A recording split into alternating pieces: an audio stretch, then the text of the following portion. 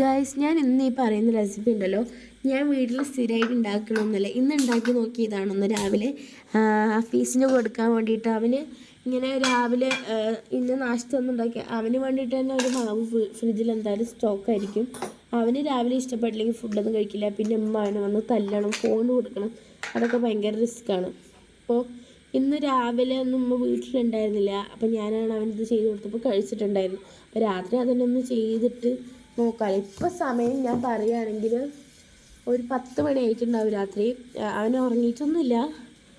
ഇനി നമുക്ക് ഇതിൻ്റെ റെസിപ്പിയിലോട്ട് കിടക്കാം. ബാക്കി ഒരു ട്രാജഡി വരുന്നത് ഞാൻ വഴിയെ പറയാം.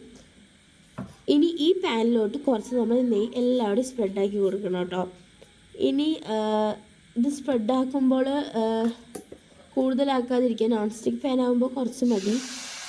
എനിക്ക് പറ്റിയ അബദ്ധം പോലെ ആയിരിക്കും പറ്റരുത്. ഞാൻ നെയ്യ് കൂടുതൽ അങ്ങോട്ട് ഇതാക്കിയെന്ന് തോന്നുന്നു. പിന്നെ ഗ്യാസ് ഫുൾ ഫ്ലെയിമിലായിരുന്നു, അതുകൊണ്ടാണ് എൻ്റെ ദോശ ഇങ്ങനെ ആയിപ്പോയത്.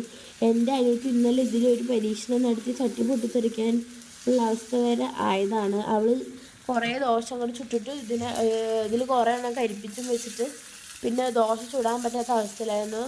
രാവിലെ അമ്മ പോകുമ്പോഴത്തേക്കും എന്തൊക്കെയോ ചട്ടി വൃത്തിയാക്കിയിട്ടാണ് എൻ്റെ കയ്യിൽ തന്നിട്ടാണ് പോയത്. എടി അവന് ഫുഡ് കൊടുക്കുമെന്ന് പറഞ്ഞിട്ടാണ് പോയത്. അപ്പോൾ ഞാൻ ദോശ ഇട്ടിട്ട് കൊടുത്തിട്ടുണ്ടായിരുന്നു. അപ്പോൾ വലിയ കുഴപ്പമില്ല, എന്നാലും ചെറുതായിട്ട് ആ സമയത്ത് ഒട്ടുപിടിക്കുന്നുണ്ടായിരുന്നു. ഈ സമയത്ത് ഒട്ടുപിടിക്കുമെന്ന് എനിക്കറിയില്ല. അപ്പോൾ നമ്മൾ അന്നാന്നുണ്ടാക്കുന്ന ഉപ്പേരിയാണ് ഇതിൽ ആഡ് ചെയ്തിട്ട്, ഇതിനു വേണ്ടി മെയിനായിട്ട് ഉണ്ടാക്കിയതല്ല കേട്ടോ. അപ്പോൾ ഇനി ഇതിലേക്ക് ആവശ്യത്തിനുള്ള ബീറ്റ്റൂട്ട് ഉപ്പേരി ഞാനിതിൽ ആഡ് ചെയ്ത് കൊടുക്കുന്നുണ്ട്. എനിക്ക് ചട്ടിയിൽ തൊടാനും അതിൻ്റെ അടുത്ത് പോകാനൊക്കെ ഭയങ്കര പേടിയാണ് ഗൈസ്. പക്ഷെ എന്നാലും എല്ലാ കുക്കിങ്ങും ഞാൻ ചെയ്യും അടുക്കളയിൽ കയറിയിട്ട്. പുതിയ പുതിയ റെസിപ്പീസൊക്കെ ട്രൈ ചെയ്ത് നോക്കും. പിന്നെ ഉമ്മ പറഞ്ഞു അങ്ങനെ കുറേ കാര്യങ്ങളൊക്കെ ചെയ്തിട്ടുണ്ട് കേട്ടോ. പിന്നെ എൻ്റെ ഒരു one of the most favourite ഉപ്പേരിയാണ് ബീറ്റ്റൂട്ട്. വേറെ എന്തെങ്കിലും ബീറ്റ്റൂട്ട് ഉപ്പേരി എനിക്ക് റോസ് കളറൊക്കെ ആയിട്ട് പണ്ടേ സ്കൂളിലൊക്കെ പോകുമ്പോഴൊക്കെ എനിക്ക് ഇഷ്ടമുള്ളൊരു ഉപ്പേരിയായിരുന്നു ഉപ്പേരി. പിന്നെ ഇതിൽ മെയിൻ താരം എന്ന് പറയാൻ നമ്മുടെ മയോണീസാണ്.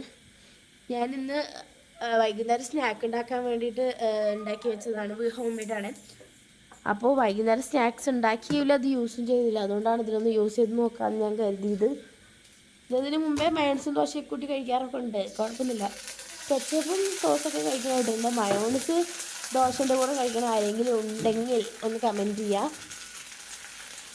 ദോശ ഏകദേശം വെന്ത് വരുന്നുണ്ട്. സോസ് സൈഡിലൊക്കെ വീണിട്ടുണ്ടെങ്കിൽ അത് കടന്നിങ്ങോട്ട് തിളയ്ക്കുന്നുണ്ട് കേസ്, അതൊക്കെ ഒന്ന് കഴിക്കട്ടെ.